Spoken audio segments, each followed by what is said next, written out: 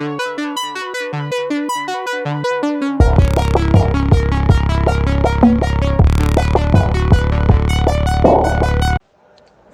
દર્શક મિત્રો, તમે જોઈ રહ્યા છો જીએનડી ન્યૂઝ અને હું છું ધ્રુતિ પરમાર.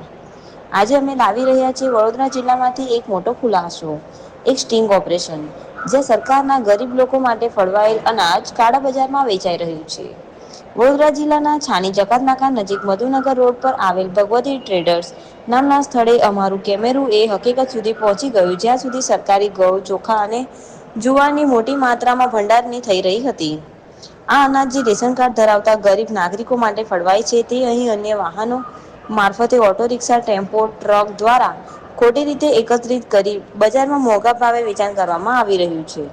અમારી ટીમે ત્યાં હાજર રહીને જોઈ લીધું કે સરકારી જુવાર જે ગરીબ લોકો માટે હોય છે તે પણ અહીં ખાલી કરવામાં આવી રહ્યું હતું. સ્થળ પર હાજર વ્યક્તિઓમાં એક વ્યક્તિ ગોપાલ ખટ્ટીક જે મિલના માલિક સાથે મળીને પોતાનું વાહન લઈને માલ ખાલી કરી રહ્યો હતો. તે અમારી કેમેરામાં કેદ થયો છે. સવાલ એ છે કે આટલું બધું સરકારી અનાજ અહીં કેવી રીતે પહોંચે છે? સરકારી અધિકારીઓની આંખ સામે આ બધું ચાલે છે તો કોઈ પગલા કેમ નથી લેવાતા? શું આવા કાળા બજારીઓ સામે હવે કડક કાર્યવાહી થશે? સરકાર એક તરફ નવા કાયદા લાવે છે, રેશન કાર્ડ સાથે આધાર લિંક કરાવે છે, પણ બીજી તરફ આવી લૂંટ અને ભ્રષ્ટાચાર સામે કોઈ અસરકારક પગલાં લેવામાં આવતા નથી.